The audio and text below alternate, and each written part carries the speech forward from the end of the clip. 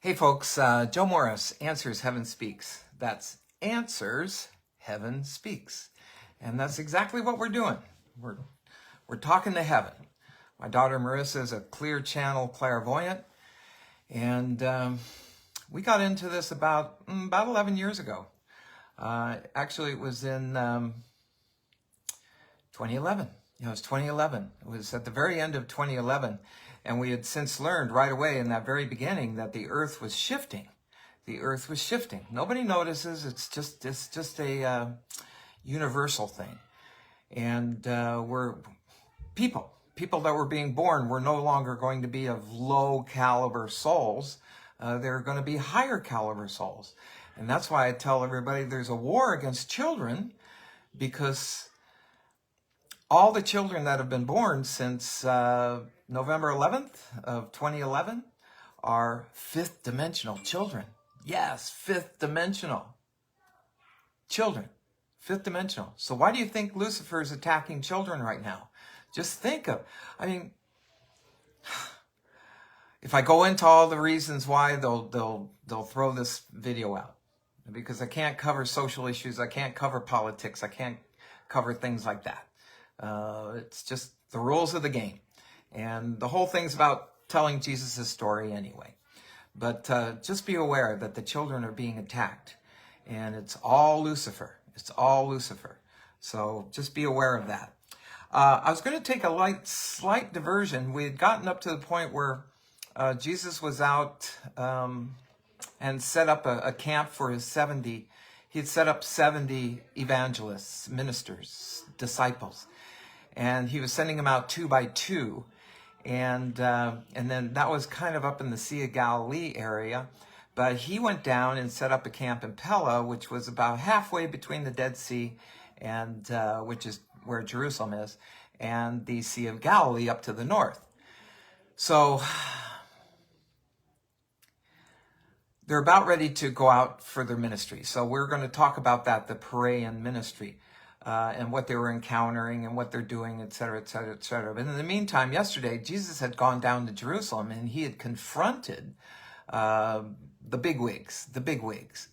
And he had, in the Jewish faith, Nicodemus, Joseph of Arimathea, Matadormus, which was that young, very rich guy who was part of the Sanhedrin. And now he's going back. He's going back to the camp at Perea. David Zebedee, the young Zebedee, had set up a tent camp for all the pilgrims coming in. There's about 1,500 of them. So we're going to learn more about that Perean ministry. But, I think I want to jump back. We want to jump back a little bit. Because I keep talking about, according to the Urantia book, there are over 35,000 universes. So there are 35,000 plus, give or take, sons. There is the Father, there's the eternal Son, and then the Holy Spirit. And they all exist way up there in what's called Havona. And Havona is encircled by 7 big super universes. There's Marisa. Hi. Yay, she's back. Mini Marisa right here. Oh, Mini Marisa. Oh, there's Madison. Eyeball watching you guys. Oh, good. Eyeball watching us, she says. An eyeball? They're magic cards. Oh, okay. Hang on to your magic cards. Do magic cards when you can. And we'll do magic a little bit later. God is the eye, Just right? a little bit later. Let's leave it back years ago. Over here. That was the Madison alert. Normally it's a Tawny alert, but I'm here in Vegas now, Henderson actually. And you guys are free to watch if you want to. I'm listening. I'm listening, guys, on the phone here. Okay. So I'm listening, but otherwise the whole house will end up in here. This one's going to be a little bit interesting because I'm taking one step back and trying to describe who Michael is. Ooh. Yeah. So this we'll is. channel Michael afterwards. Yeah, which is Jesus. Well, but that's. I don't know. I guess come in different for me, but that's just because they're different dimensions. I'm very curious to see what you have to say. Yeah. And this is entitled "The Bestowals of Christ Michael." Ooh, that's super interesting. Now, my apology for being late because we couldn't get the Wi-Fi to work, and it found out that some moron unplugged the internet. Someone that likes to plug. Okay, Me. I unplugged it. I didn't realize I thought I was unplugging an extension cord. So anyway, we're running a little bit late here, and I'm sorry for all of those people that want to come on and watch live. So anyway, let's get right into this and I might be reading a little bit fast because it's so interesting. And I'm very curious to see what Marisa's going to have to say after we're done. No, it said trying to reconnect. Oh no, that's what I get down in Mexico, trying to reconnect.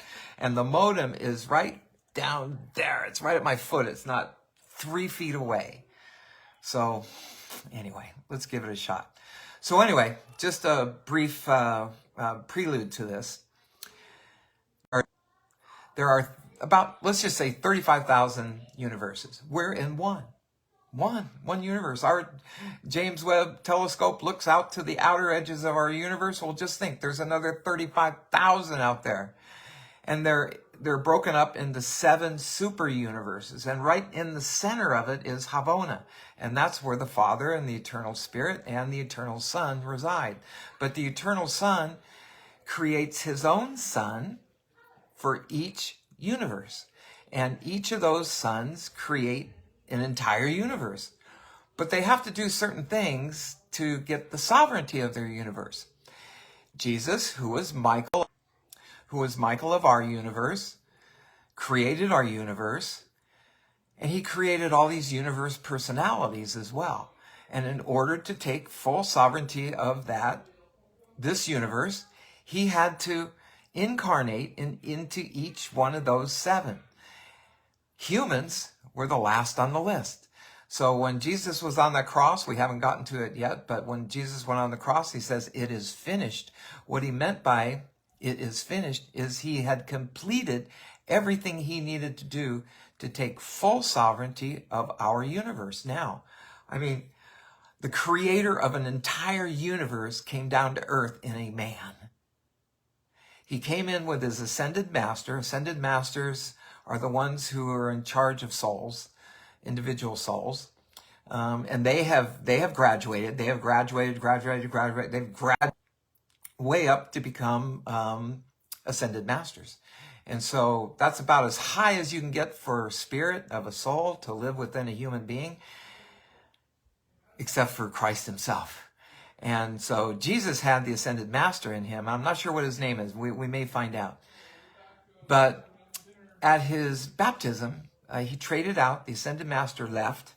And Christ, the eternal Son, came in. The eternal Son, the actual eternal Son from way up there in Havona, came in and lived inside of Jesus. And so you can imagine what he knew. And whenever he'd pray, go off for 4 hours or whatever and pray, what he was doing was he was meeting with his universe personalities to run the universe while he's dealing with us lowly humans. So I want to get into this, and let's find out. This is going to be very, very interesting. I think it's going to be very interesting. So again, what we've got is the bestowals of Christ Michael. Christ Michael, yes. He was the Son. He is the Son, but he is the Son of the Eternal Son. So chief of the evening stars of Nebadon is the name of our universe. This is a person that's going to relate. And he says, "I am assigned to Urantia by Gabriel." Now we found out Gabriel's the number 2 man. He is Michael's right-hand man. Gabriel's also the one that came down to Mary and told her that she was going to have a son. She went, "What? I'm not even married."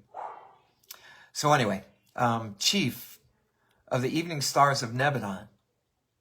Chief of the evening stars of Nebadon, I am assigned to Urantia, Earth, by Gabriel, on the mission of revealing the story of the 7 bestowals of the universe sovereign Michael of Nebadon. And my name is Gabalia. Gabalia, that's who's being channeled by Edgar Casey back in the 1930s. In making this presentation, I will adhere strictly to the limitations imposed by my commission. I wish I had a box to put this on. Put it up just a little hair higher. Let's see if I can. I got these little pies from 7-Eleven. You know, I'm going to gain about 100 pounds here.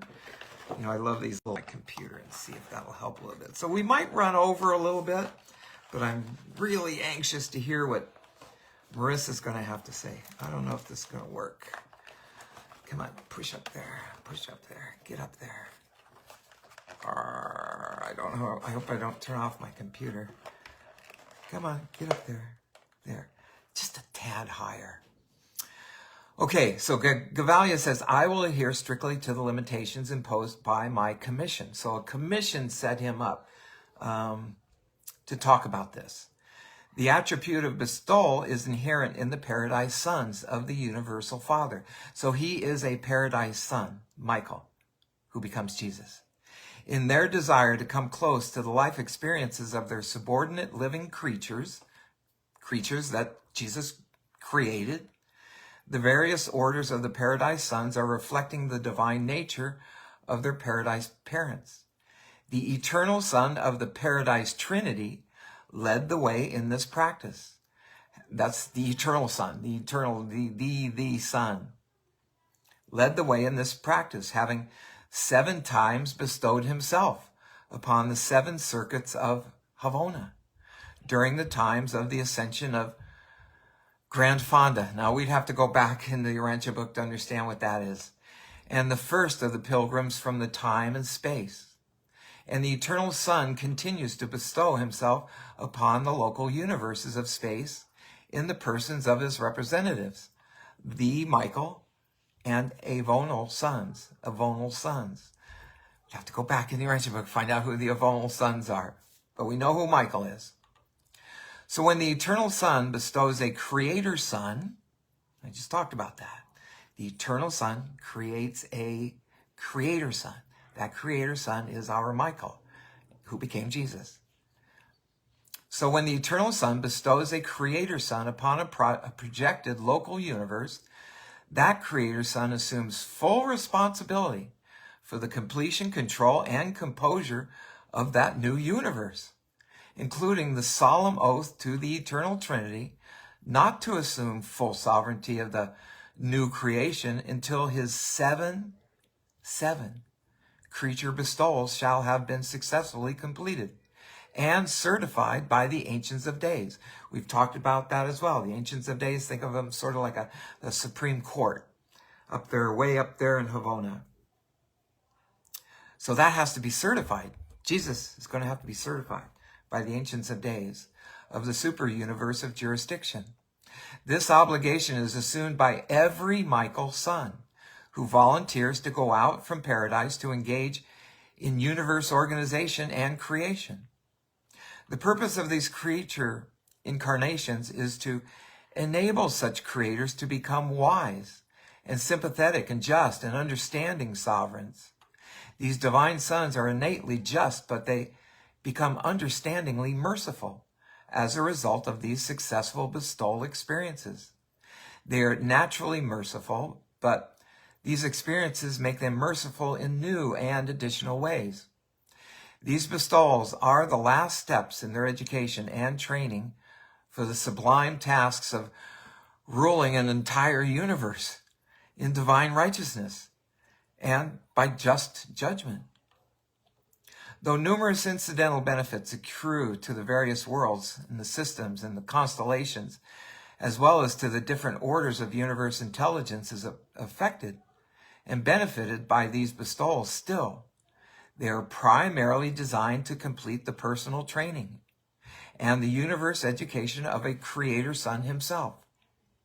Now, these bestowals are not essential to the wise, just, and efficient management of a local universe, but they are absolutely necessary to a fair, merciful, and understanding administration of such a creation, teeming with its varied forms of life and its myriads of intelligent but imperfect creatures. So the Michael sons begin their work of universe organization with a full and just sympathy for the various orders of beings whom they have created. They have vast stories. You got to think, I mean, he's running a whole universe. So he's got to have people helping him run it. And he creates all these creatures. And now it's part of the deal. He's got to live the life of each one of his created creatures, humans being the last. So they have vast stores of mercy for all these different creatures, even pity for those who err and flounder in their selfish mire of their own production. But such endowments, think of Lucifer, but such endowments of justice and righteousness will not suffice in the estimate of the Ancients of Days. These triune rulers of the super universes will never certify a creator son as a universe sovereign until he has really acquired the viewpoint of his own creatures by actual experience in the environment of their existence, and as these very creatures themselves. In this way, such sons become intelligent and understanding rulers. They come to know, in italics, know, the various groups over which they rule and exercise universe authority. By living experience, they possess themselves of practical mercy, fair judgment, and the patience born of experiential creature existence. Our local universe of Nebadon is now ruled by a creator son who has completed his service of bestowal. He reigns in just and merciful supremacy over all the vast realms of the evolving and perfecting universe. Michael of Nebadon, is the 611,121st bestowal of the eternal Son. Wow, I said 35,000. There are 611,120 other eternal sons, creator sons. Wow. Wow. So this Michael, our Jesus, was the 611,121st bestowal of the eternal Son upon the universes of time. The universes of time and space, and he began the organization of your local universe about 400 billion years ago. 400 billion years ago. 400 billion years ago. Wow. Michael made ready for his first bestowal adventure about the time Urantia was taking on its present form, about 1 billion years ago. His bestowals have occurred about 150 million years apart. Each bestowal is 150 million years apart. That's hard to wrap my head around. And then the last taking place on Urantia 1900 years ago. This is written in 1935. I will now proceed to unfold the nature and character of these bestowals as fully as my commission permits. The first bestowal. It was a solemn occasion on Salvington. I think that's kind of like the head city. I think. I'd have to go back in the Urantia book. But anyway, they're up there in Salvington. Salvington's up there in Havona. It was a solemn occasion on Salvington almost 1 billion years ago, when the assembled directors and the chiefs of the universe of Nebadon heard Michael announce that his elder brother, Emmanuel, we've talked about that, his other older brother is Emmanuel, would presently assume authority in the Nebadon while he, Michael, would be absent on an unexplained mission. No other announcement was made about this transaction except that the farewell broadcast to the Constellation Fathers, among other instructions, said, this is Emmanuel, and for this period I place you under the care and keeping of Emmanuel while I go to do the bidding of my Paradise Father. So that was Michael introducing Emmanuel. After sending this farewell broadcast, Michael appeared on the dispatching field of Salvington, just as on many previous occasions when preparing for departure to Uversa or Paradise, except that he came alone. Not sure where Uversa is. Paradise, I think, is the Havona. That's center part of the 7 super universes that have all the universes in them. I mean, I don't think my brain can wrap around how big that is. So he concluded his statement of departure with these words, I leave you but for just a short season. Many of you, I know, would go with me, but whither I go, you cannot come. That which I am about to do, you cannot do. I go to do the will of the Paradise deities. And when I have finished my mission and have acquired this experience, I will return to my place among you. And having thus spoken, Michael of Nebadon vanished from the sight of all those assembled and did not reappear for 20 years of standard time. In all Salvington, only the divine minister and Emmanuel knew what was taking place, and the Union of Days shared his secret only with the chief executive of the universe. Not sure who the Union of Days are. There's something like the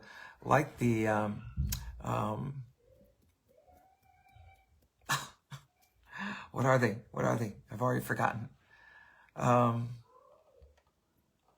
my gosh, let me go back again. I got to get this right. Paradise deities, Ancients of Days. I can't believe I forgot already. So I don't know who these Union of Days are. Anyway, they shared a secret only with the chief executive of the universe, Gabriel. Gabriel, that's how powerful Gabriel is. It's Gabriel who is the bright and morning star. I keep saying Lucifer was the bright and morning star, but it was actually Gabriel. Lucifer was another bright star, but he was not the bright and morning star. Gabriel was. All the inhabitants of Salvington and those dwelling on the constellation and system headquarters worlds assembled about their respective receiving stations for universe intelligence, hoping to get some word of the mission and whereabouts of the Creator's Son, Michael. And not until the third day after Michael's departure was any message of possible significance received. And on this day, communication was registered on Salvington from the Melchizedek sphere, the headquarters of that order in Nebadon, which simply recorded this extraordinary and never before heard of transaction. Melchizedek's, who met with Abraham, who was called Abraham at the time. Who met Abraham in the tent? It was Melchizedek, remember? A man with no beginning and no end. It's in the Bible. Just go to Genesis. At noon today, there appeared on the receiving field of this world a strange Melchizedek son, not of our number, but wholly like our order.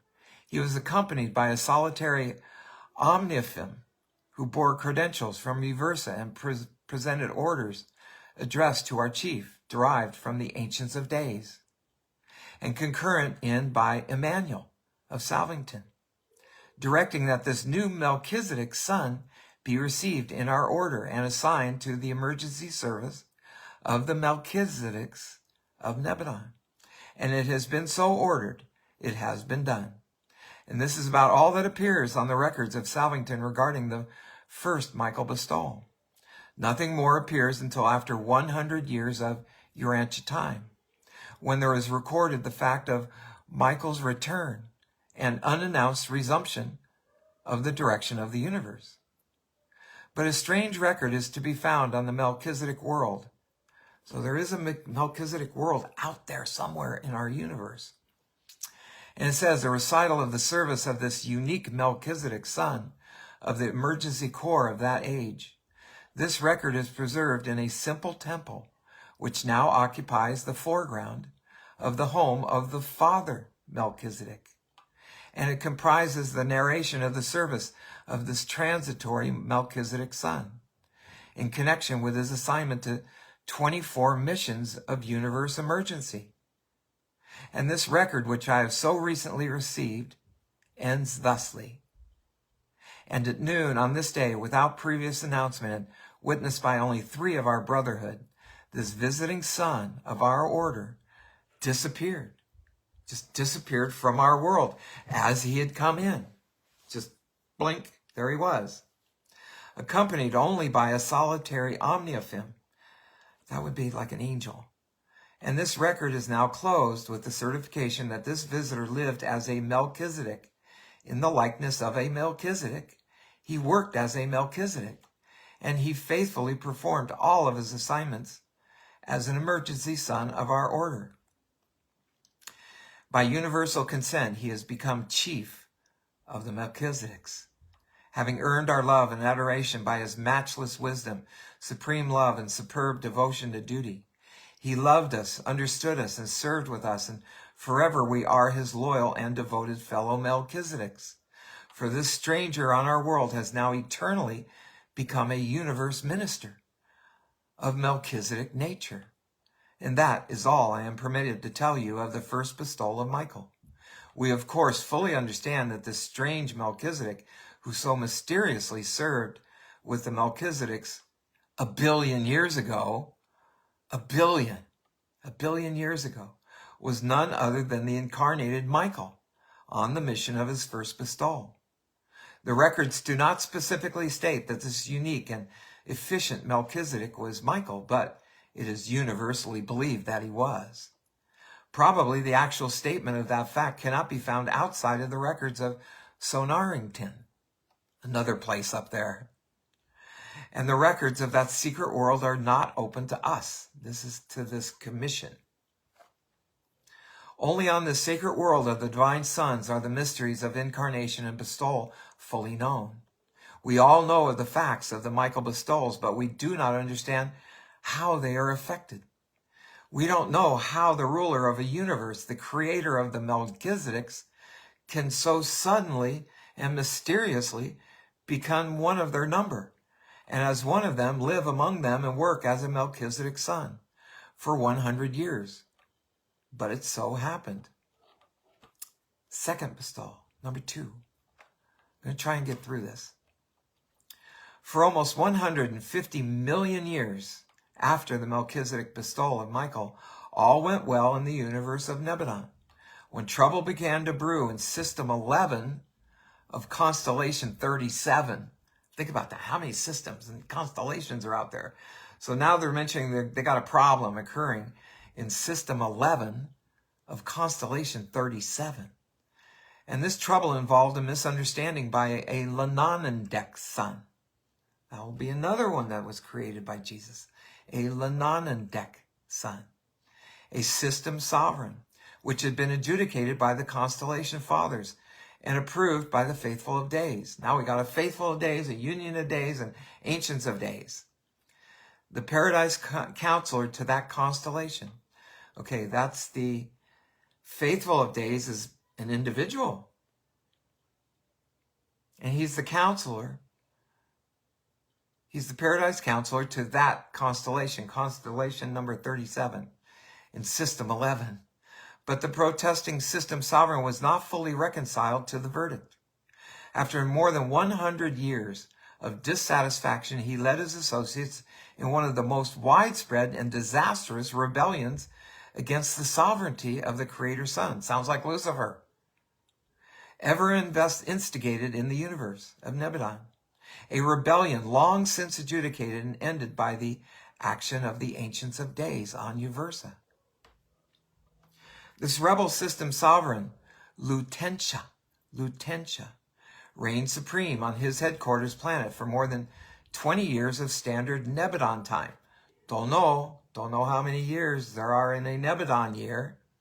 Whereupon the Most Highs, with approval from Uversa, way up above, ordered his segregation and requisitioned the Salvington rulers for the designation of a new system sovereign to assume direction of that strife-torn and confused system of inhabited worlds. So there's a whole bunch of inhabited worlds in that constellation 37, which is in system 11. I wonder if our astronomers can figure that out.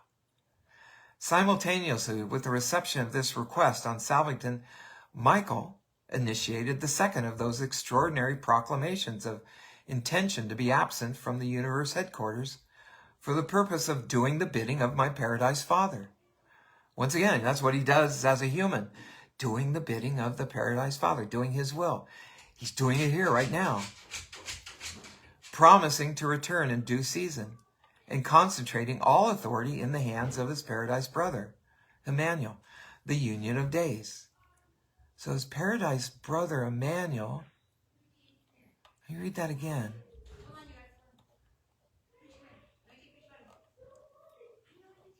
Simultaneously with the reception of this request on Salvington, Michael initiated the second of those extraordinary proclamations of intention to be absent from the universe headquarters for the purpose of doing the bidding of my paradise father, promising to, quote, return in due season and concentrating all authority in the hands of his paradise brother Emmanuel, the Union of Days. So Emmanuel is being called the Union of Days. And then, by the same technique observed at the time of his departure, in connection with the Melchizedek bestowal, Michael again took leave of his headquarters sphere. Right, just picture that. Oh my God. Jesus was like this big guy. 3 days after this unexplained leave taking, there appeared among the reserve corps of the primary Lananandek sons of Nabadon a new and unknown member. This new son appeared at noon, unannounced and unaccompanied, and accompanied by a lone Tershafim. That's going to be another form of angel, who bore credentials from the Uversa Ancients of Days, certified by Emmanuel of Salvington, directing that this new son be assigned to System 11 of Constellation 37 as the successor of the deposed Lutentia, and with full authority as acting system sovereign pending the appointment of a new sovereign. So he kind of came in as like a substitute teacher. Think of it that way, but much more. So for more than 17 years of universe time, don't know how long that is, this strange and unknown temporary ruler administered the affairs and was wisely adjudicated the difficulties of this confused and demoralized local system. No system sovereign was ever more ardently loved or more widespreadly honored and respected. In justice and mercy, this new ruler set the turbulent system in order while he painstakingly ministered to all his subjects, even offering his rebellious predecessor the privilege of sharing the system throne of authority if he would only apologize to Emmanuel for his indiscretions. But Lutentia spurned these overtures of mercy, well knowing that this new and strange system sovereign was none other than Michael, the very universe ruler whom he had so recently defied. But millions of his misguided, deluded followers accepted the forgiveness of this new ruler, known in that age as the Savior Sovereign of the system of Polonia. That was the name of that system. System 11 was called Polonia. And then came that eventful day on which there arrived the newly appointed system sovereign, designated by the universe authorities as the permanent successor of the deposed Lutentia. And all Polonia mourned the departure of the most noble and the most benign system ruler, Michael, that Nebadon had ever known. He was beloved by all the system and adored by his fellows of all groups of the Lananandek sons. His departure was not unceremonious. A great celebration was arranged when he left the system headquarters. Even his erring predecessor that. And here's what that Lutentia said. He said, "Just and righteous are you in all your ways. While I continue in rejection of the paradise rule, I am compelled to confess that you are a just and merciful administrator." And then did this transient ruler of a rebellious system take leave of the planet of his short administrative sojourn. While on the third day thereafter, Michael appeared on Salvington and resumed the direction of the universe of Nebadon. Keep in mind, when Jesus goes up there on Mount Hebron or Mount Gilboa or whatever in our story, and he's doing the Father's business, he's dealing with this universe. He's up there talking to all these other leaders of different systems and constellations and galaxies within our own universe. So there soon followed the third Uversa proclamation of the advancing jurisdiction of the sovereignty and authority of Michael. The first proclamation was made at the time of his arrival in Nebadon.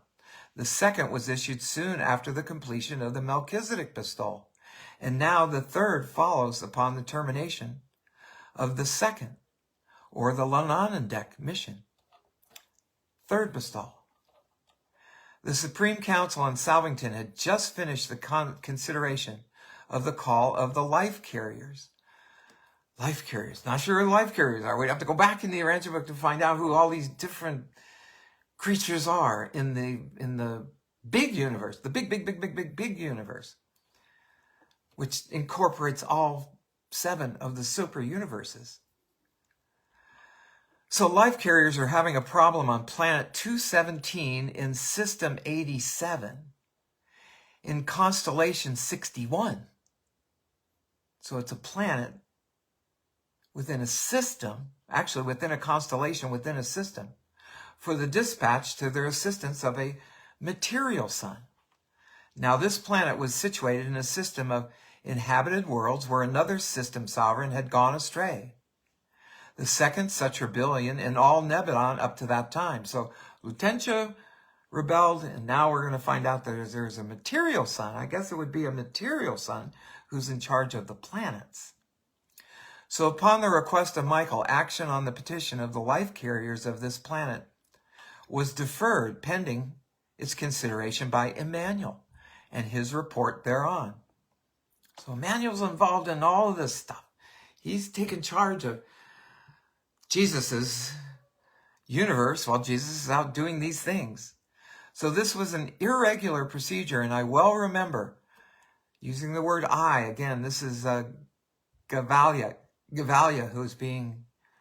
who comes from a council from up there in Habona, who is allowed to give the story. And I well remember how we all anticipated something unusual and were not long held in suspense.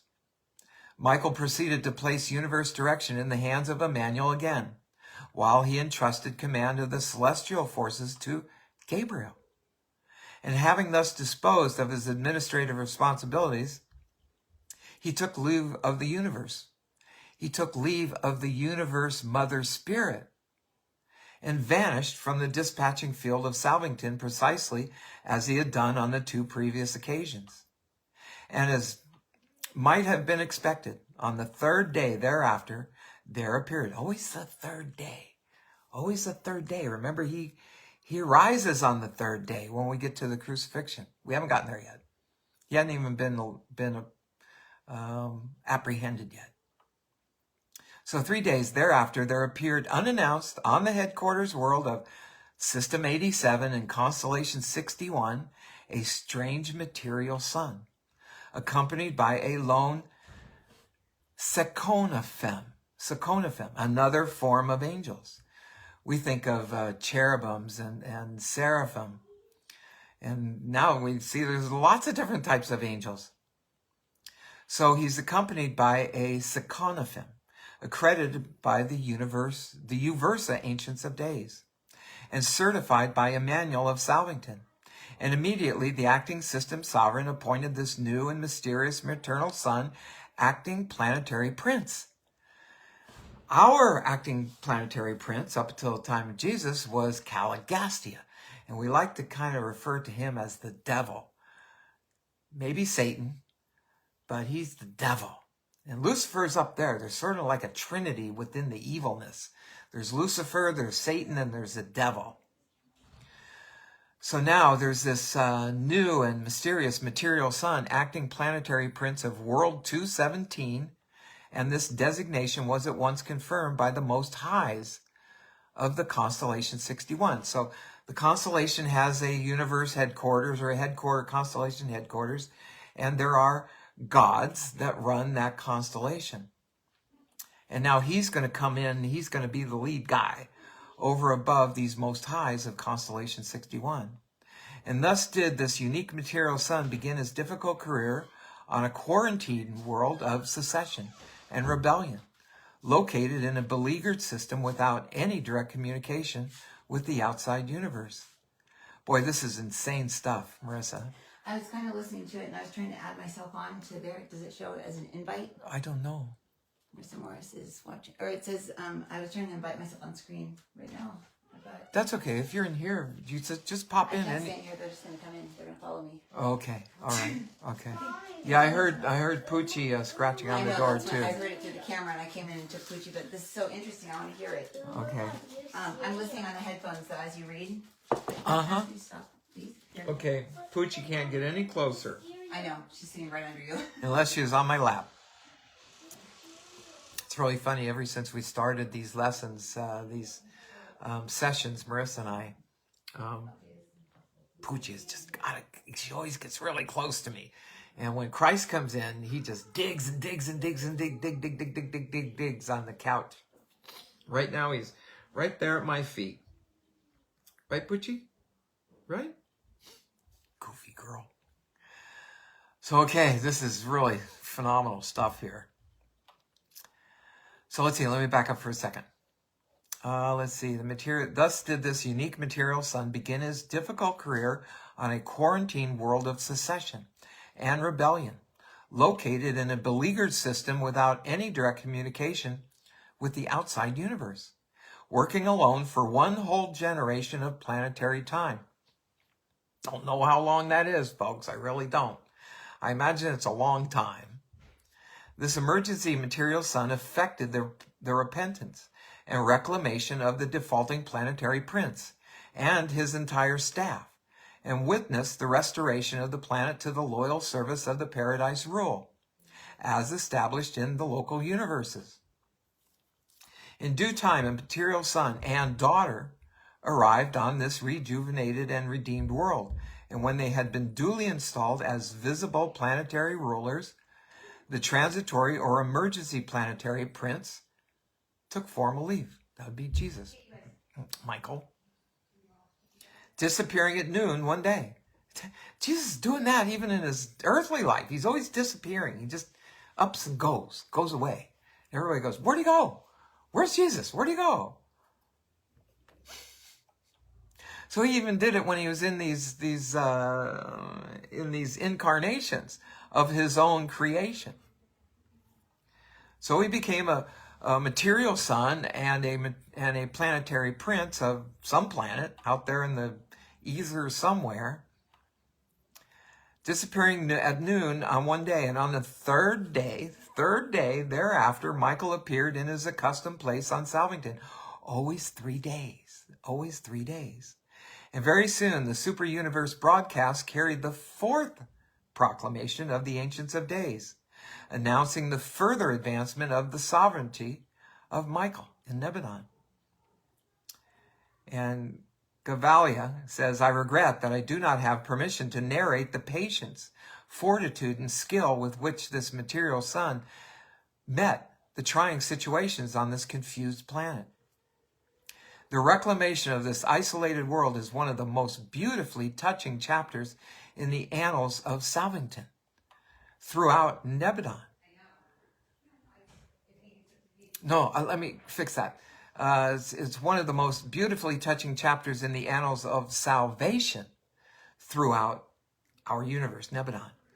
By the end of this mission, it had become evident to all earthly, all Nebadon, as to why their beloved ruler chose to engage in these repeated bestowals in the likeness of some subordinate order of intelligent being. The bestowals of Michael as a Melchizedek son, then as a Lenonendek son, and then next as a material son, are all equally mysterious and beyond explanation. In each instance, he appeared suddenly and as a fully developed individual of the bestowal group, not like a baby when he became Jesus. The mystery of such incarnations will never be known except to those who have access to the inner circle. Wonder if we can ask Marisa. Who have access to the inner circle of the records on the sacred sphere of Sonarrington, another place up there.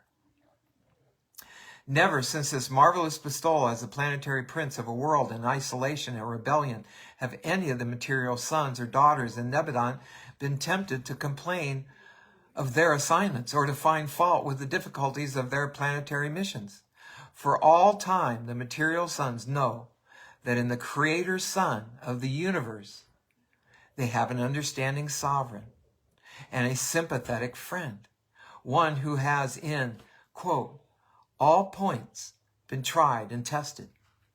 In all points been tried and tested, even as they must also be tried and tested. That sounds very, very familiar. That has got to be in the gospel somewhere, because I recognize that. So each of these missions was followed by an age of increasing service and loyalty among all celestial intelligences of universe origin. while each succeeding bestowal age was characterized by advancement and improvement in all methods of universe administration and in all techniques of government. Yes, there has to be a government. I mean, my gosh, we have to have a government on the earth, don't we? Sometimes I wish we didn't, but we can't live in anarchy. We can't live as the Neanderthals. Since this bestowal, no material son or daughter has ever knowingly joined in rebellion against Michael. They love and honor him too devotedly, ever consciously to reject him. Only through deception and sophistry have the atoms of recent times been led astray by higher types of rebel personalities. I think they're telling us something here. Adam was led astray here on earth by other rebel personalities. Lucifer, Satan, devil.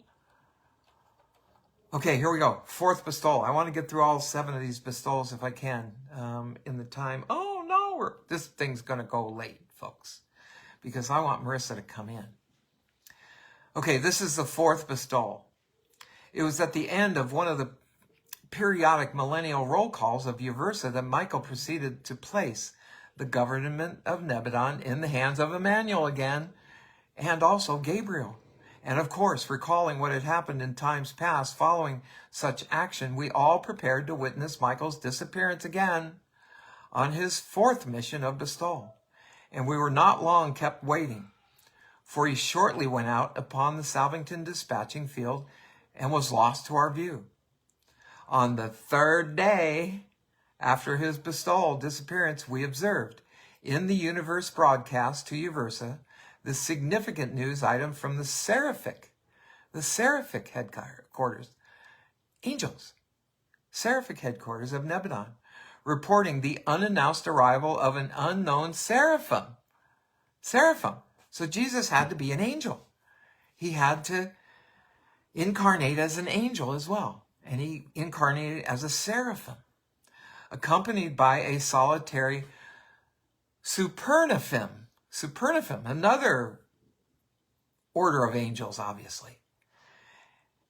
And he was accompanied not only by this supernaphim, but he was also with Gabriel of Salvington.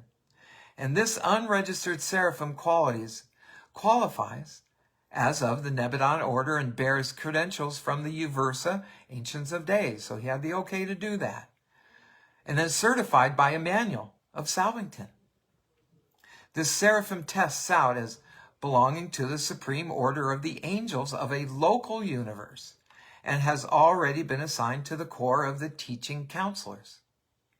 Michael was absent from Salvington during the seraphic bestowal, for a period of over 40 standard universe years. Don't know how long that is. I imagine that's a long time, because between each bestowal is 150 million years. Wonder if they play chess or something. What do they do all that time in between? Running a universe.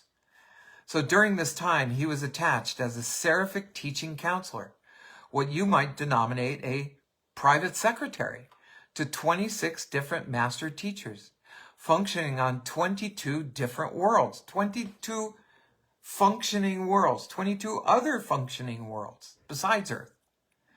His last or terminal assignment was as counselor and helper attached to a bestowal mission of a Trinity teacher son on world 462 in system 84 of constellation 3 in the universe of Nebadon. Big universe. Never throughout the 7 years of this assignment was this Trinity teacher's son wholly persuaded as to the identity of his seraphic associate. True, all seraphim during that age were regarded with peculiar interest and scrutiny. Full well we all knew that our beloved sovereign was abroad in the universe, disguised as a seraphim. But never could we be certain of his identity. Never was he positively identified until the time of his attachment to the bestowal mission of this Trinity teacher son. He became a Trinity teacher son. But always throughout this era were the supreme seraphim regarded with special solicitude, lest any of us should find that we had unawares been host to the sovereign of the universe on a mission of creature bestowal. And so it has become forever true concerning angels that their creator and ruler has been in all points tried and tested in the likeness of seraphic order and seraphic personality. So Jesus was an angel. He was an angel. We all have angels. We all are assigned angels. And Jesus had to be an angel. As these successive bestowals partook increasingly of the nature of the lower forms of universe life, getting lower and lower and lower and lower, Gabriel became more and more an associate of these incarnation adventures, functioning as the universe liaison between the bestowed Michael and the acting universe ruler, Emmanuel. Don't forget, who was it that went to Mary? Gabriel. Who went to Elizabeth for being the mother of John the Baptist? Gabriel. Who went to the mother of Muhammad? Gabriel. Now and you can go into the what's their book, whatever their book's called, and you'll find it. You'll find that Gabriel met with the mother of Muhammad. What the heck is the name of their book? I can't believe I can't remember things. It just goes right out of my brain. The Quran. You can go to the Quran. You can look it up. So now has Michael passed through the bestowal experience of three orders of his created universe sons, the Melchizedeks, the Lananandeks, and the material sons. Next, he condescends to personalize in the likeness of angelic life as the supreme seraphim before turning his attention to the various phases of the ascending careers of his lowest form of will creatures. We are a will creature. The evolutionary mortals of time and space. Number five, the fifth bestowal. A little over 300 million years ago. 300 million years ago. Wrap your head around that one. As time is reckoned on Urantia, we witnessed another of those transfers of universe authority to Emmanuel and observed the preparations of Michael for departure. This occasion was different from the previous ones in that he announced that his destination was Uversa, which is the headquarters of the super universe or Voltan. There are 7 super universes, and Voltan is one. I would imagine our universe is inside the super universe of Voltan. And he's going to go actually work up in the headquarters of the super universe of Voltan. In due time, our sovereign departed, but the broadcasts of the super universe never made mention of Michael's arrival at the courts of the Ancients of Days. Wow, he went right up there to the Ancients of Days. He's right there in the middle, in the holy circle. So shortly after his departure from Salvington, there did appear in the Uversa broadcast this significant statement, quote, "There arrived today an unannounced and unnumbered ascendant pilgrim of mortal origin from the universe of Nebadon, certified by Emmanuel of Salvington and accompanied by Gabriel of Nebadon. This unidentified being presents the status of a true spirit and has been received into our fellowship." So he's going in as a spirit. Here he is, he's going to be a spirit. If you should visit Uversa today, you would hear the recounting of the days when Evantod sojourned there. I guess that's what his name was. This particular and unknown pilgrim of time and space being known on Uversa by that name. Evantod, E-V-E-N-T-O-D. That's what Michael, Jesus' name, was when he became spirit up there in the headquarters of the very center of all the 7 super universes. And this ascending mortal, at least a superb personality in the exact likeness of the spirit stage of the ascending mortals, lived and functioned on Uversa for a period of 11 years of Orvontan Standard Time. Don't know how long that is. Could be thousands of years. We don't know. This being received the assignments and performed the duties of a spirit mortal in common with his fellows from the various local universes of Orvontan. In all points, quoting, in all points he was tested and tried, even as his fellows. I know that's biblical. I know that's in there. Maybe it's in Psalms. I don't know. Poochie, what are you doing? Dog is farting. What are you doing? Poochie, you gotta go outside. Huh? Dog farts. All points he was tested and tried, even as his fellows. And on all occasions he proved worthy of the confidence and trust of his superiors, while he unfailingly commanded the respect and loyal admiration of his fellow spirits. So on Salvington, we followed the career of the spirit pilgrim with consummate interest, knowing full well by the presence of Gabriel that this unassuming and unnumbered pilgrim spirit was none other than the bestowed ruler of our local universe. This first appearance of Michael incarnated in the role of one stage of mortal evolution was an event which thrilled and enthralled all Nebadon. We had heard of such things, but now we beheld them. He appeared on Uversa as a fully developed and perfectly trained spirit mortal, and as such continued his career up to the occasion of the advancement of a group of ascending mortals to Havona, the central Havona, right in the middle. Whereupon he held converse with the Ancients of Days again, and immediately, in the company of Gabriel, took sudden and unceremonious leave of Uversa, appearing shortly thereafter in his accustomed place on Salvington. Little aside, we know that Lucifer is still being tried by the Ancients of Days. He still is. He's allowed to continue here on earth doing his nefarious things, and he's still being judged. He's still being judged by the Ancients of Days. So they're letting him exist here to allow this world to have this duality. But we're trying to learn from a universe creator who came down here to teach us as a human how to act and how to make our lives better. So not until the completion of this bestowal did it finally dawn upon us that Michael was probably going to incarnate in the likeness of his various orders of universe personalities, from the highest Melchizedeks right on down to the mortals of flesh and blood, on the evolutionary worlds of time and space.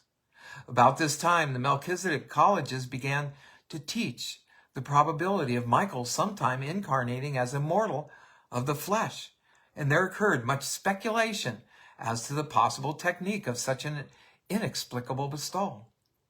That Michael had in person performed in the role of an ascending mortal lent new and added interest to the whole scheme of creature progression, all the way up through both the local universe and the super universes.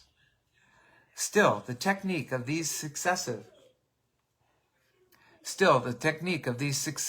bestowals remained a mystery. Even Gabriel confesses that he doesn't even comprehend the method whereby this paradise son and universe creator could, at will, assume the personality and live the life of one of his own subordinate creatures. Number six.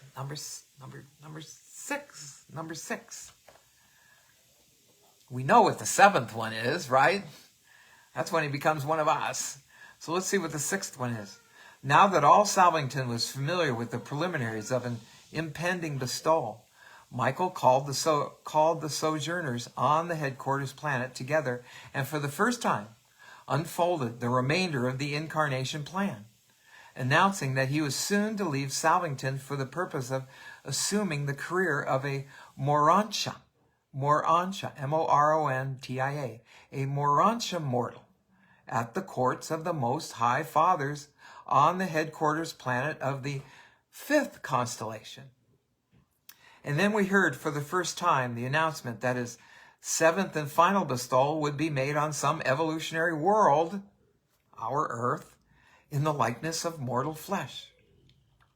Before leaving Salvington for the sixth bestowal, Michael addressed the assembled inhabitants of the sphere and departed in full view of everyone, accompanied by a lone seraphim and the bright morning star of Nebadon. That would be Gabriel. While the direction of the universe had again been entrusted to Emmanuel, there was a wider distribution of administrative responsibilities. Michael appeared on the headquarters of Constellation 5 as a full-fledged Morantia mortal of ascending status. What's a Morantia mortal? I regard that I am forbidden to reveal the details of this unnumbered Morantia mortal's career, for it was one of the most extraordinary and amazing epics. You use the word moron for mortals, like morantia. Morantia? Like your answer, but it's a moron. Yeah, well, I don't know. That's what it is. Morantia mortals. Anyway, I'm listening. Okay. For it was one of the most extraordinary and amazing epics in Michael's bestowal experience. Not even expecting his dramatic and tragic sojourn on Urantia. That's when he comes and people kill him. Can you imagine? We lonely people kill the creator of our universe. But among the many restrictions imposed upon me, Gavalia, in accepting this commission is one which forbids my undertaking to unfold the details of this wonderful career of Michael as the Morantia mortal of Endantum. Endantum. That must have been the world, or was it the whole constellation? I'm not sure. So when Michael returned from this Morantia bestowal, it was apparent to all of us that our Creator had become a fellow creature, that the universe sovereign was also the friend and sympathetic helper of even the lowest form of created intelligence in his realms. We had noted this progressive acquirement of the creature's viewpoint in universe administration before this, for it had been gradually appearing. But it became more apparent after the completion of the Morantia mortal bestowal, even still more so after his return. I'm going to have to ask Marisa if they'll explain what Morantia is, because that's just one step above. I wonder if those are guides or something, because Morantia, but it's in the mortal realm. It's within the mortal realm. So, and he's not allowing us to know what the Morantia mortal is. Morantia is the human spirit. It is the human spirit? The human spirit. That's what I just heard. Oh, so he had to be a human spirit before he became a human. Looks like it. Yeah. Oh my God. Wow, that makes sense. Wow. Wow. That's amazing. We had noted this progressive acquirement of the creature's viewpoint in universe administration before this, for it had been gradually appearing, but it became more apparent after the completion of the Morantia mortal bestowal, even still more so after his return from the career of the carpenter's son of Urantia, when he was Jesus, Yeshua ben Joseph. Yeshua is his name, Ben from Joseph, the father. We were informed in advance by Gabriel of the time of Michael's release from the Morantia bestowal, and accordingly we arranged a suitable reception on Salvington. Millions upon millions of beings were assembled from the constellation headquarter worlds of Nebadon, and a majority of the sojourners on the worlds adjacent to our Salvington were gathered together to welcome him back to the rulership of his universe. And in response to our many addresses of welcome and expressions of apprehension of a sovereign so vitally interested in his creatures, he only replied, "I have simply been about my Father's business." Isn't that what he always says in the Bible? I'm only about my Father's business. I am only doing the pleasure of the paradise sons who love and crave to understand their creatures. But from that day down to the hour when Michael embarked upon his Urantia adventures as the Son of Man, all Nebadon continued to discuss the many exploits of their sovereign ruler as he functioned on Endantum, as the bestowal incarnation of a Morantia mortal of evolutionary ascension. So that must be a planet somewhere called Endantum where there are humans. some form of humans that are inhabited by spirit. So he became a spirit within some form of a human on a planet called Endantum, as the bestowal incarnation of a Morancha mortal of evolutionary ascension, being in all points tested like his fellows assembled from the material worlds of the entire constellation of his sojourn. Number 7. We all know what number 7 is, the 7th and final bestowal. For tens of thousands of years, we all looked forward to the 7th and final bestowal of Michael. Gabriel had taught us that this terminal bestowal would be made in the likeness of mortal flesh, but we were wholly ignorant of the time, place, and manner of this culminating adventure. The public announcement that Michael had selected Urantia. We're really lucky, people. We really are lucky. We got a universe creator to come down in one of 7 incarnations on our lowly little planet Earth. Michael had selected Urantia as the theater for his final bestowal was made shortly after we learned about the default of Adam and Eve. After the default of Adam and Eve. And thus, for more than 35,000 years, your world occupied a very conspicuous place in the councils of the entire universe. They're saying that Adam and Eve was 35,000 years ago. That makes sense when you get into the, who is it?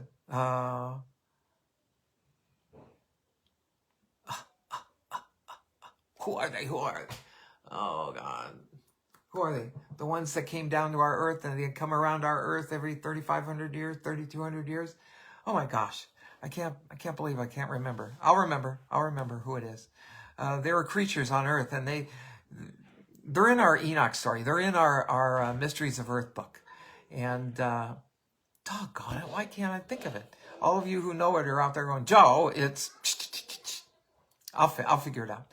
5,000 years. Your world occupied 35,000 years. Your world occupied a very conspicuous place in the councils of the entire universe. There is no secrecy, aside from the incarnation mystery, connected with any step in the Urantia bestowal.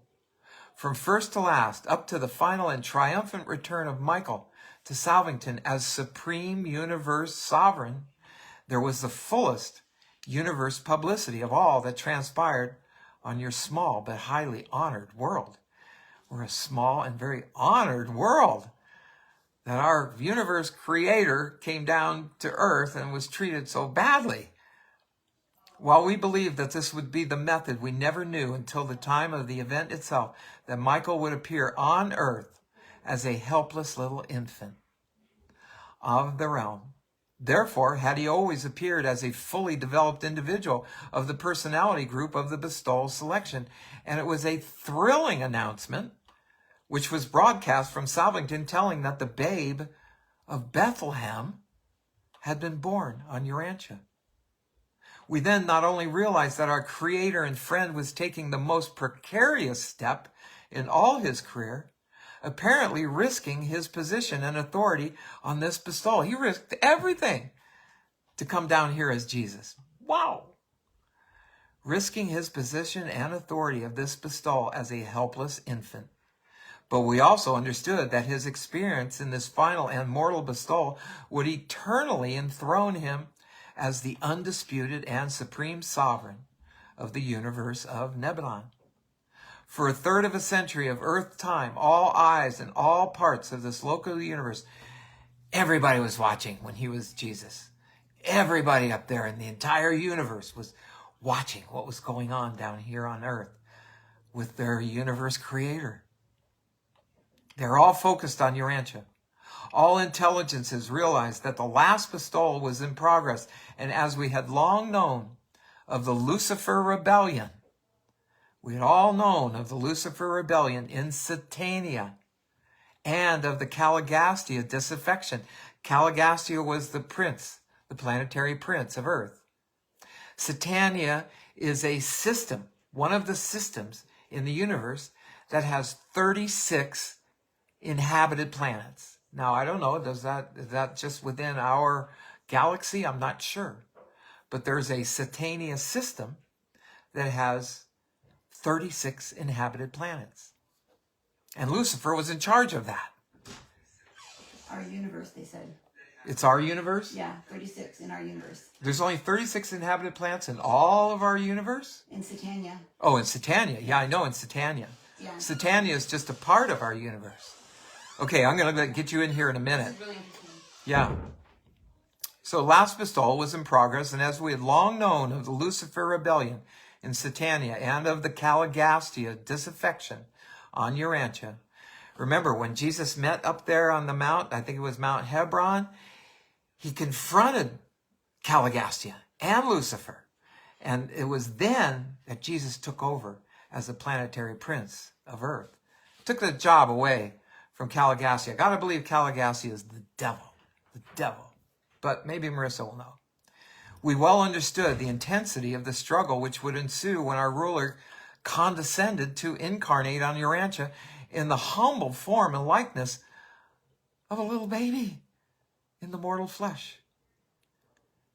Yahshua ben Joseph, the Jewish baby, was conceived and was born into the world just as all other babies before and since, except that this particular baby was the incarnation of Michael, of Nebadon, a divine son of paradise, and the creator of all this local universe of things and beings, and this mystery of the incarnation of deity within the human form of Jesus, otherwise of natural origin in the world, will forever remain unsolved.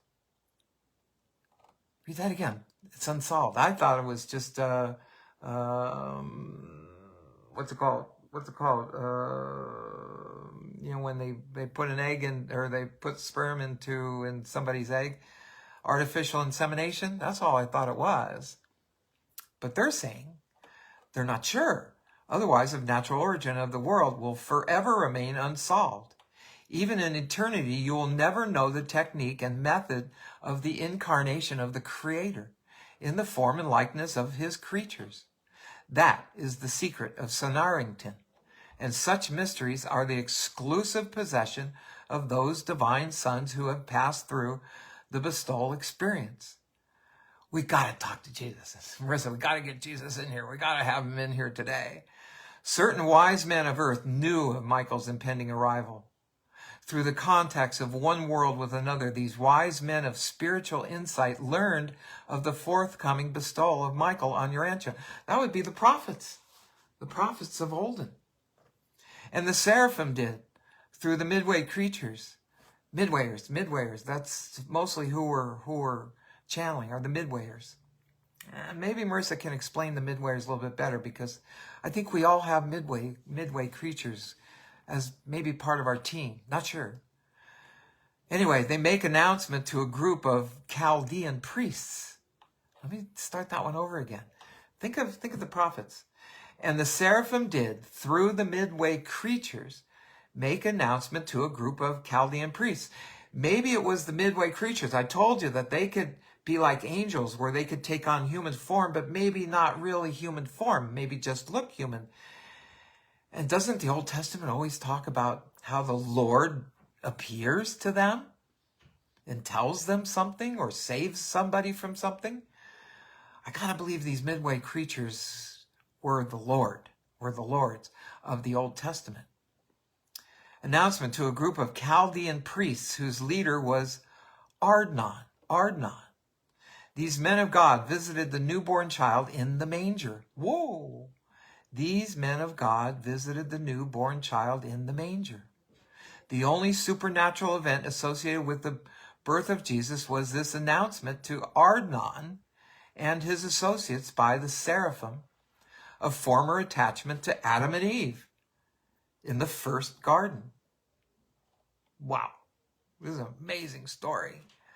So Jesus' human parents were average people. We're almost done. We'll get Marisa in here. Jesus' human parents were average people of their day and generation, and this incarnated Son of God was thus born of a woman and was reared in the ordinary manner of the children of that race and age. The story of Michael's sojourn on Urantia, the narrative of the mortal bestowal of the Creator's Son on your world, is a matter beyond the scope and purpose of this narrative. And I think I'll skip this part. It says Michael's post-bestowal status. Well, let me just see how long it goes. After Michael's final and successful bestowal on Urantia as Jesus, he was not only accepted by the Ancients of Days as sovereign ruler of Nebadon, but he was also recognized by the Universal Father, the Father, as the established director of the local universe of his own creation.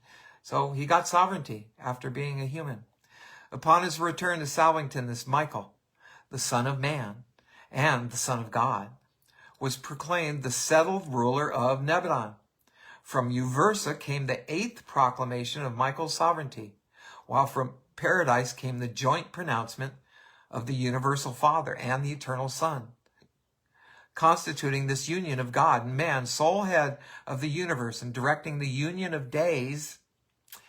Now, Emmanuel was one union of days, so that's probably got to be a group of other universe sovereigns as well. The union of days, stationed on Salvington to signify his intention of withdrawing to Paradise. The faithful of days on the constellation headquarters were also instructed to retire from the councils of the Most Highs, but Michael would not consent to the withdrawal of the Trinity Sons of counsel and cooperation. He assembled them on Salvington and personally requested them forever to remain on duty within his universe, Nebadon. They signified their desire to comply with this request to their directors on Paradise, and shortly thereafter there were issued those mandates of Paradise divorcement, which forever attached these sons of the central universe to the court of Michael of Nebadon. It required almost 1 billion years of Urantia time to complete the bestowal career of Michael. 1 billion years he lived. He lived before that too. And to effect the final establishment of his supreme authority in the universe of his own creation. Michael was born a creator, educated an administrator, trained an executive, but he was required to earn his sovereignty by experience. And thus has your little world become known throughout all of Nebadon, our entire universe, as the arena wherein Michael completed the experience which is required of every Paradise Creator Son before he is given unlimited control and direction of the universe of his own making. And as you ascend the local universe, you will learn more about the ideals. As we ascend, as our souls, as we, you, your consciousness, personality ascend, you can eventually ascend and become an ascended master. It may take millions of years.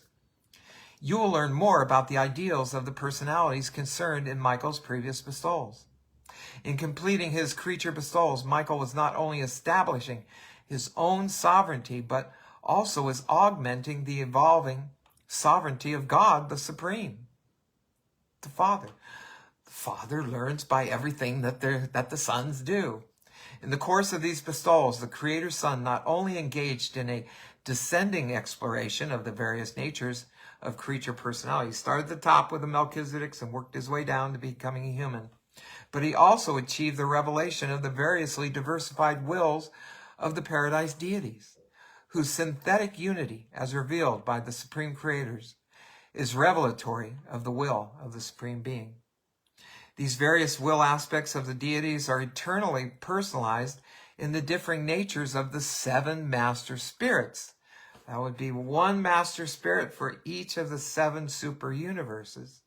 And each of Michael's bestowals was peculiarly revelatory of one of these divinity manifestations. On his Melchizedek bestowal, he manifested the united will of the Father, the Son, and the Spirit. On his Lenonendek bestowal, the will of the Father and the Son. On the Adamic bestowal, he revealed the will of the Father and the Spirit. On the Seraphic bestowal, the will of the Son and the Spirit. And on the Uversa mortal bestowal, he portrayed the will of the conjoint actor, God, the Father. On the Morontia mortal bestowal, the will of the Eternal Son. And on the Urantia material bestowal, he lived the will of the Universal Father. That's it. He lived the will of the Universal Father, even as a mortal of flesh and blood. The completion of these 7 bestowals resulted in the liberation of Michael's supreme sovereignty and also in the creation of the possibility for the sovereignty of the Supreme in Nebuchadnezzar. On none of Michael's bestowals did he reveal God the Supreme, but the sum total of all 7 bestowals is a new Nebuchadnezzar, revelation of the Supreme Being. In the experience of descending from God to man, Michael was concomitantly experiencing the ascent from partiality of manifestation to supremacy, of finite action and finality of the liberation of his potential for absonite function. Michael, a creator son, is a time-space creator, but Michael, a sevenfold master son, is a member of one of the divine core constituting the Trinity ultimate. In passing through the experience of the revealing the 7 master spirit wills of the Trinity, the creator son has passed through the experience of revealing the will of the Father, in functioning as a revelator of the will of supremacy. Michael, together with all other master sons, has identified himself eternally with the Supreme. In this universe age, he reveals the Supreme and participates in the actualization of the sovereignty of supremacy. But in the next universe age, we believe he will be collaborating with the Supreme Being in the first experiential Trinity, whatever that means, for and in the universes of outer space. Urantia is the sentimental shrine of all Nebuchadnezzar. We are looked upon as a very special place, Earth. And here we are blowing it up and killing each other and ruining the planet. I mean, the chief of 10 million inhabited worlds. The chief of 10 million inhabited worlds. That's how many inhabited worlds are in our universe. 10 million inhabited worlds. The mortal home of Christ Michael, sovereign of all Nebuchadnezzar, a Melchizedek minister to the realms, a system savior, an Adamic redeemer, a seraphic fellow, an associate of ascending spirits, a Morantia progressor, a son of man in the likeness of mortal flesh, and the planetary prince of Urantia. And your record tells the truth when it says that this same Jesus has promised sometime to return to the world of his terminal bestowal. That's here. The world of the cross. It says this paper depicting the 7 bestowals of Christ Michael is the 63rd of a series of presentations sponsored by numerous personalities narrating the history of Urantia down to the time of Michael's appearance on earth in the likeness of mortal flesh. These papers were authorized by a Nebuchadnezzar commission of 12. That's got to be the oversouls, acting under the direction of Mantusha, Melchizedek. I don't know. It's confusing. Excuse me. We indicted these narratives and put them in the English language by a technique authorized by our superiors in the year AD 1935 of Urantia time. That's it. That took me, oh my gosh, definitely went over, but we got to get Marisa in here. So anyway, let's see if Marisa's got any wrap-up channeling. I really didn't want to break this up into 2 because today is Friday. Normally take Saturday off. I don't know. We may do a show tomorrow anyway. Because my time here is short with Marisa. So I'd say listen to the music while I'm away, but there's no music. So hang tight for a minute. Let me grab Marisa. Let me see if she's going to come in. Marisa? I'm trying to add you onto this so I can pop onto the screen at the same time because the kids are just going to come in here. I'll try to keep an eye on the kids. But I wanted you to be in here. Oh, I'm going to be in here. It's too hot. Can you keep an eye on them to not let them come in? It's too hot. The kids?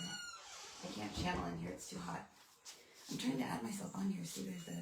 I don't know. Do we have a fan? Do you have that little fan that you brought with you? I just turned the air conditioner on, but let me see if it's going to let you add me. Fan that you brought with you? Oh, you're playing that over there, and it's gonna bounce. Oh, you're playing that. No, you're gonna... See, I'm on here now. Okay. Let me see. Adding me. It's gonna get feedback. Oh no, I'm not going to be in here. That's why. So I'll be out. Watch. Okay, so you're gonna go out? Yeah, but I'm going to be on the screen with you.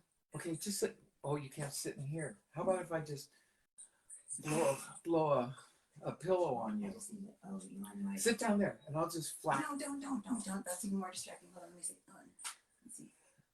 I can feel the cooler air coming in here already. I was trying to pull it out. I'm Joe Morris with Answers Heaven Speaks. Marisa is...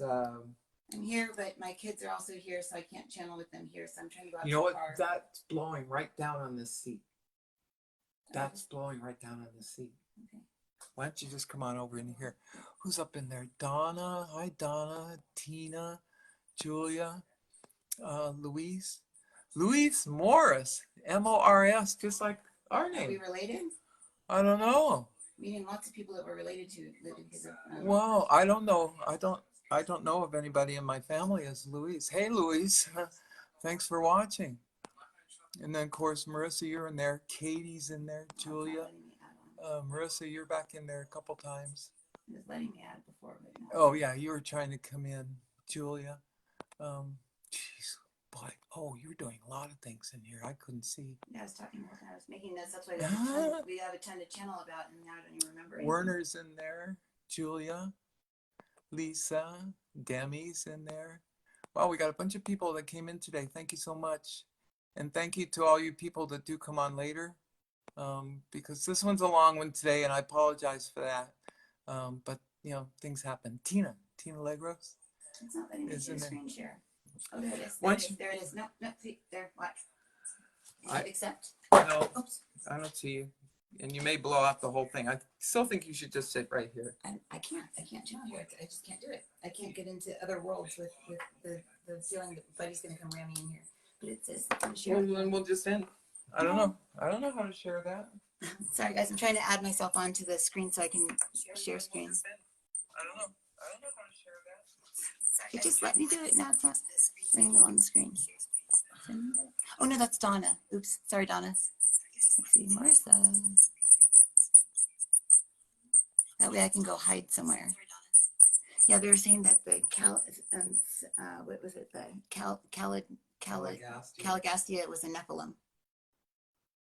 The Nephilim. Okay, I was trying to think of the Nephilim. And who are the other ones that are in our book? The ones that's in our Mysteries of the Universe that I'm always talking about. The Nephilim, I think. Not the Anunnaki. The Anunnaki. Yeah. Oh my gosh, I couldn't come up with a word. I could not come up with a word. Yeah, Anunnaki. And then they were talking about you said the guy that's the devil or something like that. That got kicked out. I think he's there's the Nephilim. three. That's the Nephilim? Yeah, he was the Nephilim king or something like that is what they said. He's still around. He's still got the devil and Satan. I mean, it's all interspersed. Lucifer, devil, and Satan are all generally recognized as the same, but I don't think so. I think they're three distinct, different personalities. They're totally different. Lucifer's not even a part of that. And what they were saying when you're saying that Jesus was an angelic being. Yeah. That's why the song that we played today in class and the replay before I played it for you the other night, the Amazing Grace song that I played that I was channeling to, and they said Jesus was a fallen angel. That's the definition of a fallen being. They come down to this world. So he came down into this world to basically rescue his creations. Yeah, that's why so he was called a fallen Son angel. of Man. Yeah, so he was a fallen angel. But fallen angels that get stuck down here and fall into their own creation and fall in love with their own creation would be like how Michael fell in love with his own creation as Adam. He fell into this world. So then Jesus had to come in after Adam fell to save him. That was probably the Moris mortal when he came down as Michael and fell into his creation. Morancha, he was watching creation in a pond, basically. Yeah, because it's only one step up above us. Yeah, and then he falls into Adam. Wow. Let me see, Morancha. Yeah, he doesn't fall into Adam. He falls into Yeshua. Was he Adam first? So he said the Adamic fall. He'd come in at that time. That was as a Morancha mortal. No, not a Morancha mortal. Morancha. Well, yeah. Was the human spirit. It experienced. So the spirit has to experience life without the ability to create, only the ability to see. So the spirit just sits there and it's like, I just have to see. That's it. I can't see. I can't do anything but see. So it's just witnessing life, and it's like stuck in this like creation that the soul has already created. I wonder who he was stuck inside when he came down here. But then again, it was like 35,000 years ago. So Eve. that he was an Eve. He was an Eve. Let me see, he was in Eve. Gabriel, he was in a lot of beings. Eve, no, he was in someone that's right next to Adam and Eve. It's a Nephilim. Did they have a Nephilim son? They called him by a certain name in there. Evanton. Evanton. His name was Evanton. Evanton. Whoever that is. That's Not biblical. Might be. It might be Anunnaki. I don't know. He was the child of Adam and Eve in the fallen world. So he's the first being that was born through like childbirth pain. Well, that was Cain and supposedly Cain. I was gonna say he's one of Cain or Abel, one of the two. I think he might be Abel. Yeah, and Abel was killed by Cain. So he's the first murdered being on the planet. Wow. The first being that was. So he was Abel. Yeah, and he was the first being to he was the spirit of Abel. Yeah, yeah. So he was the witness. So he was the spirit that was inside of Abel, just watching through Abel's eyes. Wow.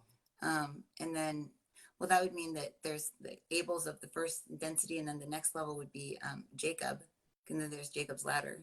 Was he Jacob? Jacob, was he the spirit of Jacob? He was. No, he wasn't. Okay, never mind. Theory gone.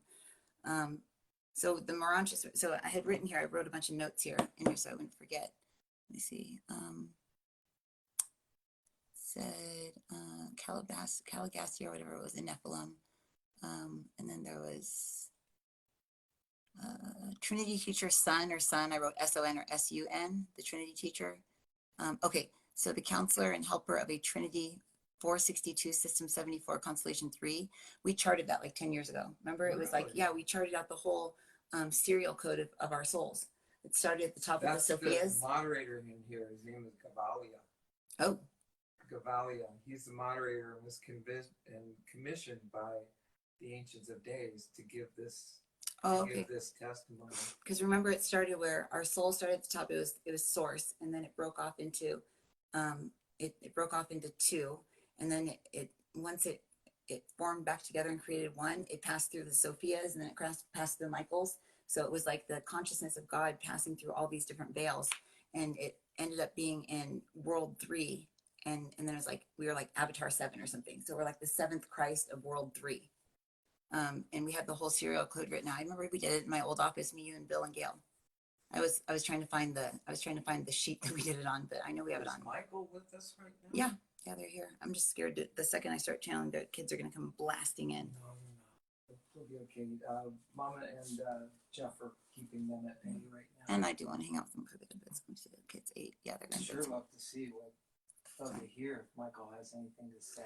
I mean, of course, as Michael, not as Jesus, not as Yeshua, not as Christ. If I channel that, I'm going to be out for the whole night. Let me see. Hold on. I won't remember tonight. I haven't seen the kids for a week. Hold on, let me see. Michael. Save it for another time.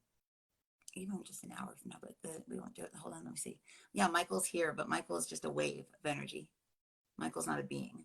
Oh. Michael is like a, I just heard cosine. What's a cosine? Like, like in math, they're CO. Yeah. That's like, what's a cosine? Is it like the thing like this? I don't remember my algebra. He's coming through as like a cosine. Does anyone know what a cosine is here? I bet you somebody does. It's literally like a looks like a cross sort of, but it's like the energy's coming in, and then it's crossed like this, and it says like Lucifer across there, and it says Michael this way. Jesus in here? Jesus is on the same string as Lucifer. So there's Michael coming in, and then it says Lucifer, Jesus, and then it says Caligastia, and it says, so those are all the physical beings that were created. So Michael comes in as a wave of energy. It's just a creation energy, and everything that's created. Oh, okay, I see it. It's like an energy coming in like this. That's Michael, and it's hitting a piece of glass, and then the energy is continuing to come through, and in the glass is where the creation is created.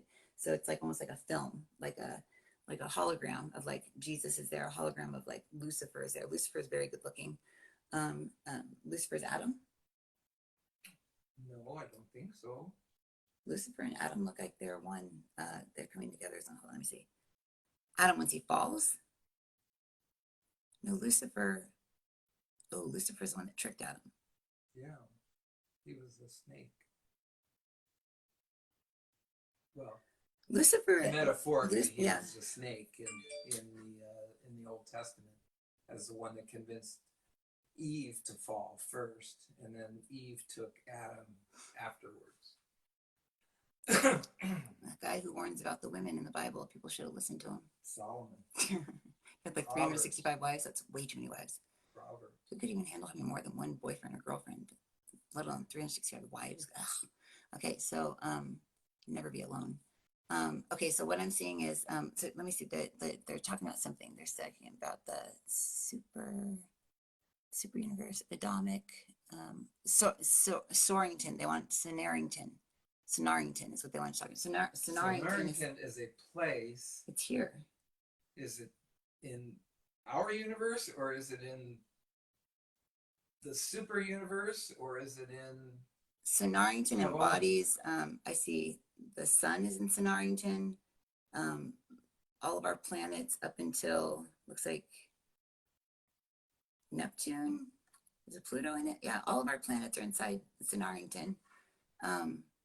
And then, so our solar system is within there, but it said at the end there that there are 10 million inhabited planets in our universe. but not in Sonarington. 10 million. So Sonarington looks like it has 163 or 162 places where people or things live. But Sonarington, for what they're showing it as, is like a place that you go to where you can like be portaled in to live in Earth. It's like a world, but it's like there's beings there. Well, they can portal back down to Earth without traveling on ships. Yeah, they just go there. Thought puts them here. Yeah, it's a place. It's a created place. It's a playground that spirits go to. The spirits go to practice to incarnate here on Earth. So it feels like the soul plane to me. Oh. It's a soul plane. So it's like the spirits that are created by the creator gods or by the Christ. So the spirits there created by the oneness, the everything, and then the Father surrounds the spirit with like a Christ ball, and that's the knowledge of beingness. That's the consciousness, and the spirit is inside the consciousness. It goes down onto this Sonarington, but the consciousness won't go into Sonarington. It sits right outside of it, and it projects its thought into there, and that's what becomes the soul. The soul, it's like the incarnated soul or the incarnated spirit, the Morancha. Yeah, it projects its like focus down there, and that's where the Moranchic whatever spirit is, and that's where it almost looks like the spirits are all just sitting around kind of like a pond reflecting on things, and they're looking in the reflection and they're seeing themselves, and then that reflection's going, ooh, I'm them, and it's off and running. It's been created just by, it'd be like if we looked into like a mirror, and the second we saw ourselves in the mirror went, I'm Marisa, or I'm Joe, and went choom, and ran off. Whoa. And it goes in it goes and it thinks that it's us just because we looked in the mirror, and it's been created because we've seen it. So since we've seen it, it's alive, and now it's got its own free will, and then we just have to sit there and watch it go like and run around and do whatever it wants to do. And hopefully the spirit that dwells inside of it they'll connect with it, and that's when we can kind of control it as this moroncha, whatever the moronic spirit or whatever the moroncha. Yeah, moroncha. So yeah, so Jesus, so Yeshua was the moronchic, and then Jesus would be the reflection. Oh. So Yeshua looked in the mirror. Was a combination. Yeah, and then Jesus was off and running. Combination of incarnations. They said there's several realities. They said that it's like each the Moronchic spirits, they can look upon, they said up to 84 reflections. So there's up to 84 versions of them, at any given time. Whoa. In all these different worlds, and that's why there's so many worlds, because each each spirit can sit there and reflect and go, okay, I want to have these 84 different realities, and then they just watch. So it's kind of like a higher self. Oh, okay. Yeah, it's kind of like it's like a higher self, but it's only all knowing because it knows what it knows, but it doesn't know. It knows as they learn. Argue about is the higher self the soul, or is the soul Yeah. and the higher self separate? Are they two different things? It's the soul is the essence around the higher self, and the higher self is down in the lower dimensions. But the higher self is the higher self and the soul come together. And without the higher self and the soul coming together, there's no creation. But when those two come together, the spirit's ignited. So those three trinity come together: the soul, the spirit, and the higher self. So that's kind of like the self is like the body, the soul is the mind, and the spirit is the spirit is it's like the mind, body, spirit. It's the spirit. It's the light that's ignited inside of it. So you can't just be a body without a brain. So it's like the higher self is the self, it's the being, and then the soul has the brain, and then the spirit inside is what keeps it alive. And the spirit is the thing that lives once and then goes back to the back to the Father. Yeah. But it goes back through us. We take in everything that it learned, and it goes back up to the Father. And then another one's sent down, but it comes down through the earth or through wherever we incarnated in that little mirrored world. So I see a whole bunch of people, like all of us have a Morancha thing, like right above us. And that's kind of like a being that looks like just a big face. And it's just looking into like a bunch of mirrors. And those mirrors then go like, ooh, I'm them. And then they run off and they go and they look into their own little mirrors, their own little reflections, and create. So we're just sitting there creating through thought and creating through reflecting upon ourselves in like water almost. Hey, that's kind of like in the beginning, the God hovered over the face of the deep, and that's when he formed the firmament that was between the water, above the water and below the water. Don't they say God hovered over the face of the deep? So it's like literally like water, like God's hovering over the water and looking at themselves. They use the word firmament. They use the firmament of the earth. Yeah, this is the I firmament. wonder if the firmament of the earth is what protects us, which is our atmosphere. The firmament is space. There's space above our atmosphere. That's what's really special about us, is because we have an atmosphere that protects us from solar rays and from asteroids and It's things the veil. just bombarding us. It's the veil. The firmament is the veil, and then we're in the water, and then the water turns from mist to rain to water to clouds to whatever. It just keeps recycling. Yeah, changing. But the firmament is like the space in between where creation can happen, where thought can become manifest, where thought can think that it's real. And I mean, we are real, but at the same time, we're not real. We are, but we are not. And so what Michael's saying is he has this big, like, I see a big, like a staff. Yeah, but it has a cross. It's a cross. And I keep seeing cosine. It's like XY. Wow. I don't know what that means. Wow. And I'm seeing it's not like a cross. It's kind of like tipped to the side a little tiny bit. So it'd be like to like your 11 o'clock and like your like 5 o'clock, and then one directly across. So it's not like like a totally straight cross.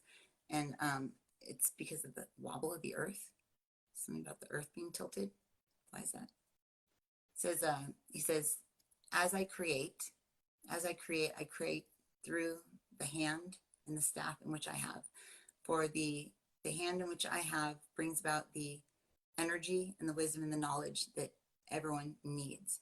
For when my hand enters into realities, the hand creates. Just as you build things, I build things.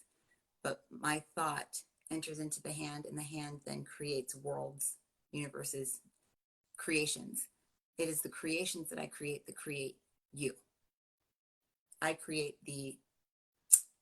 calling it the firmament, but the matrix, and the matrix then runs almost like on autopilot, and the souls are created of that matrix. So the being is saying like it's quite interesting to watch your own creation create creations, and those creations then begin to manifest amongst themselves and try to figure out who and what they are and why they are and what created them. So really, he's not creating everything. We're creating it with our thoughts. So the world it'd be like Disneyland has created, all the rides are put there, but there's no opinions about it that's like, oh, that ride would be scary or boring or exciting.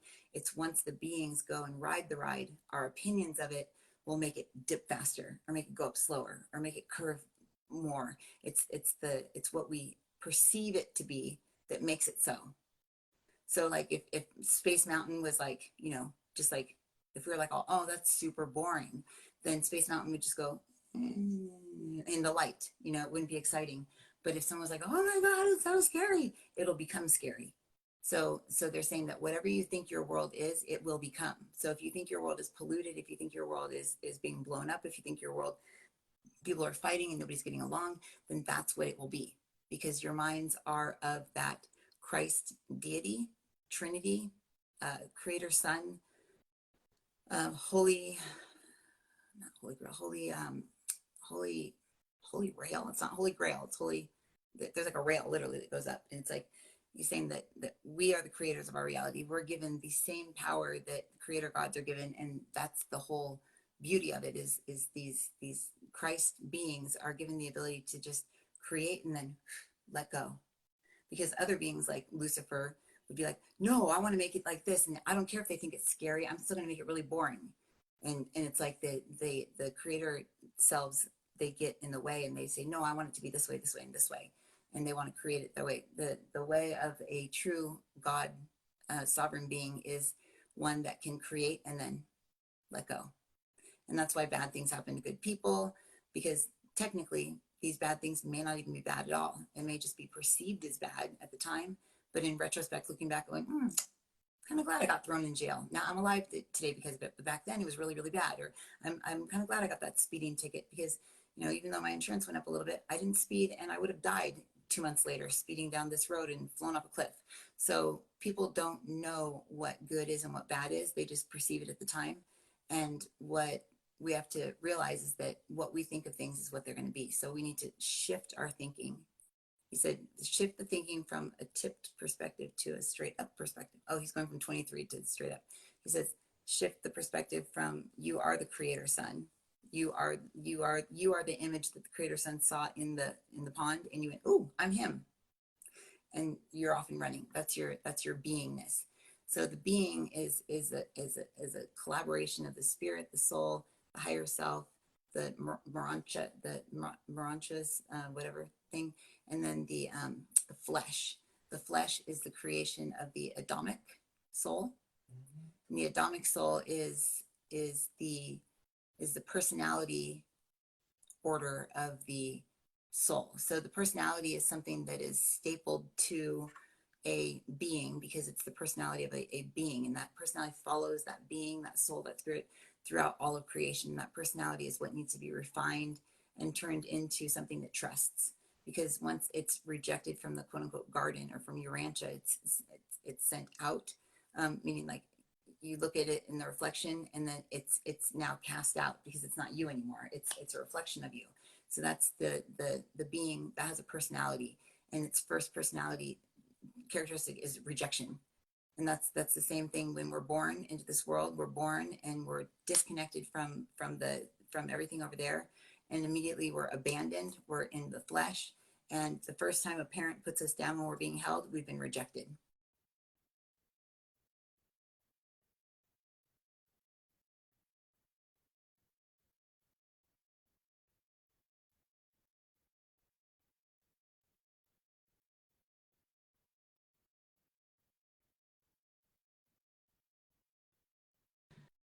People think, oh, that would be a horrible existence, when in reality they're like happy as can be, and really you're living a miserable experience, living in debt, and you got your car and you got your payments and you got all this, and you can't enjoy life, you can't enjoy the air, you can't enjoy the water, you can't enjoy anything. So what they're saying is begin to live life to where you're happy, not where you think you're doing what you should be to be happy, because sometimes just Christ's eyes. You talked about Christ's eyes. Yeah, living through the eyes of Christ. Through the eyes of Christ. And Michael is saying that Michael is basically the light that shines through the eyes to create what we see. Wow. So it's like a movie that Michael shoots through our eyes, that we as the witnesses sit there and watch. So we can ask that Michael, Christ Michael, create a reality that we're able to see what's good in our life. Like allow me to see the good in the creation that has been created for me. Allow me to live in that creation, because some of us may be looking the other way, and we may look through Christ's eyes, but we're still looking the wrong way. But we have to ask to see in the direction that Christ Michael is creating our reality, so that we can see our very definite, clear path. And things will just start happening. You'll see signs or whatever, but you'll just feel like, oh, I'm finally in the rhythm. I'm finally seeing what I'm supposed to be doing, rather than just going, God, help me. God, help me. Michael says, when people say, God, help me, God goes, yes, help you with what? It's like, yes. And we can say, just help me, but it's like, with what? A lot of people just say, just help, just help. I don't even care. Just help. It's like, okay, when you're getting into asking for help and asking for assistance with beings from the other side of God, you have to kind of direct it a little bit. Otherwise, there's no way for you to tell whether you're being helped or not. Because sometimes you say, help me, you may end up in jail the next day or something like that. You may end up somewhere to where your soul, because your soul is just going to go, okay, they're in dismay, they're freaking out, I'm going to take over. And the soul doesn't care. The soul doesn't care if it's sitting in jail or if it's sitting free. The soul just wants to experience stuff. But you, as a being, living as a God being in this soul reality, you want to have a little bit more control over your life. Just set the intention, say, God, help me with my job situation. Please, I want to be happy. Whatever will make me happy, not just my soul happy, but me happy as well as everybody else involved. I want you to show me the path for that. And then things will just line up, because he's saying people never pray to be happy. They always pray for a certain amount of money. They pray for a certain car. They pray for a certain house. They pray for a certain person to love them. They pray for things instead of like, God, Lord, Christ, whatever you're praying to, Father, show me happiness. Show me where I'm going to be happy. Allow me to feel that happiness. And please direct me and show me the way that I can see through Christ's eyes the happiness that I'm supposed to be living, or that I want to live. Just show me what it feels like to be happy, and ask God to keep showing you. Show me what it feels like to be happy. Show me what it feels like. Show me what it feels like. And you'll feel it, and then you'll start living it. But most people don't know how to be happy. So that's Michael's whole message tonight is as long as you're happy, that's good. Make sure that everyone else, involved is happy. You're not happy sitting on top of everybody, smushing everyone. But he's saying, like, Peter's like down there. He's like, he's tiny. He's down there because Michael's huge. He says, as long as you're happy, you're living the will of the Father. That's it. If you're happy, because you cannot be happy doing something malicious or mean. You can be like sinister. You can be like seedy, like like that. That's not happy. That's like mischievously, like just, that's gross happy. But like happy, truly happy, from the soul to the being, to the spirit, to the human, truly happy. If you're happy, everyone else around you is happy as well, because you can't be happy doing something evil. Oh, that's true. I mean, you didn't see someone killing someone being happy. They may be like rah, like angry happy, like not happy, but like what is it? Revenge. And someone's like satisfied because they got revenge. That's not happiness. So Michael says, ask to be happy, ask to see through the eyes of Christ, and ask to be directed in the way that Christ Michael is showing you your life, or down the path that Michael is directing you to. And that's it.